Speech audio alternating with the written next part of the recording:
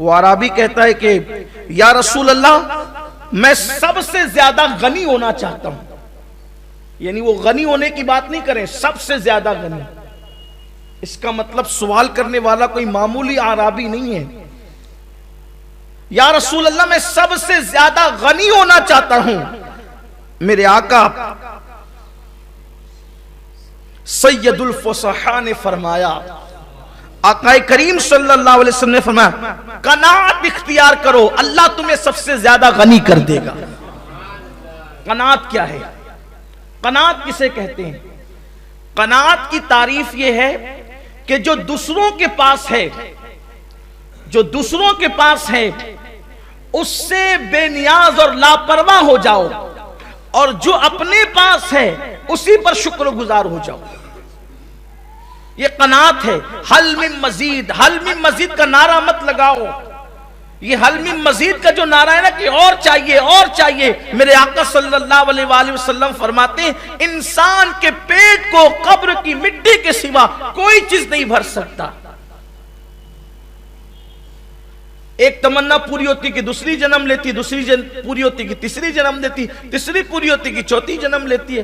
اور فرمایا کہ قناعت اختیار کرو، جو آپ کے پاس ہے اسی پر بس گزارا کر لو، اسی پر شکر گزار ہو جاؤ. فرمایا تم غنی ہو جاؤ گے. اور بہت اچھی بات حضرت سیدنا ذوالنون مصری رضی اللہ تعالیٰ نے فرمائی. حضرت ذوالنون مصری فرماتے ہیں، بہت خوبصورت بات فرماتے ہیں بیٹا دوسرے کا نصیب کا، دوسرے کے نصیب کا کبھی تجھے نہیں مل سکتا، اور تیرے نصیب کا کبھی تجھ سے چھینا نہیں جا سکتا. ایک بزرگ فرماتے ہیں اگر تو ہواؤں میں اڑ کر بھی اس چیز کو حاصل کرنا چاہے جو تیرے نصیب میں نہیں ہے تو تو ہواؤں میں اڑ کر بھی حاصل نہیں کر سکتا. اور اللہ نے جو تیرے نصیب میں لکھ دیا ہے اگر تو غار میں بھی بیٹھ جائے تو اللہ تجھے وہاں بھی عطا فرما دے گا. لیکن انسان کو حصول کی کوشش کرنا چاہیے، بیٹھنا نہیں چاہیے، حصول کی کوشش کرنا چاہیے. لیکن اللہ نے جو دے دیا اسی پر قناعت کرو، اسی جو دے دیا اسی پہ بس.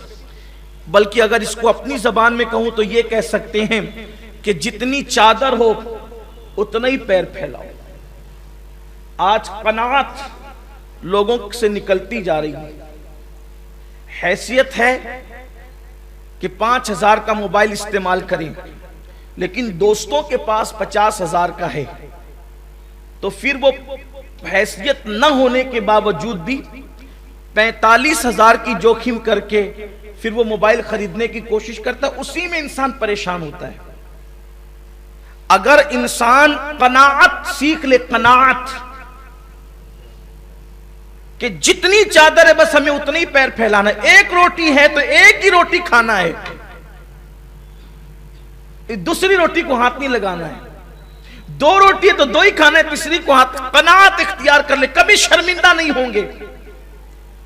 کبھی کوئی چڑھ کر آپ کے پاس نہیں آئے گا، کبھی کوئی آپ پر احسان نہیں جتائے گا. جتنی چادر اتنے پاؤں پڑے، اسی کو کہتے قناعت. اور انسان اگر قناعت اختیار کر لے تو زندگی پرسکون ہوگی، وہ کسی کا احسان نہیں لے گا. اللہ تعالیٰ نے جتنا دیا اسی پر بس گزارا کرو، اسی پر گزارا کرو. ام المومنین حضرت عائشہ صدیقہ رضی اللہ تعالیٰ عنہ حضور اکرم صلی اللہ علیہ وآلہ وسلم کی قناعت پر بات کرتی ہوئی فرماتی ہیں کہ 3 مہینے تک چولہے نہیں جلتے تھے، مگر حضور کے گھر کے لوگ اور حضور علیہ السلام خود بھی کھجور اور پانی پر گزارا کر لیتے تھے، اور لوگوں کو خبر بھی نہیں ہوتی تھی کہ حضور کے گھر کا یہ عالم ہے.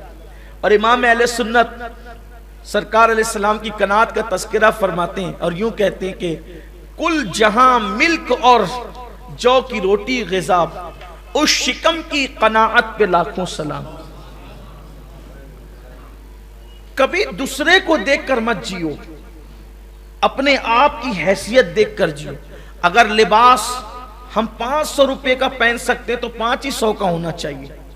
دوسروں کو دیکھ کر کے ہم 1000 کی طرف نہ جائیں، جتنی حیثیت ہو، ورنہ آدمی مقروض ہوتا چلا جاتا ہے. یہ جو دیکھ رہے نا، یہ جو جوا عام ہو رہا ہے، قناعت نہیں ہے، حرص ہے، ہوس ہے، دوسروں کے دیکھا دیکھی ان کی طرح بننے کا چکر ہے. ظاہر سی بات ہے اس کی قسمت میں جتنی دولت ہے آپ کی قسمت میں اتنی نہیں، آپ کی قسمت میں جتنی ہے کسی اور کی قسمت میں اتنی نہیں ہے.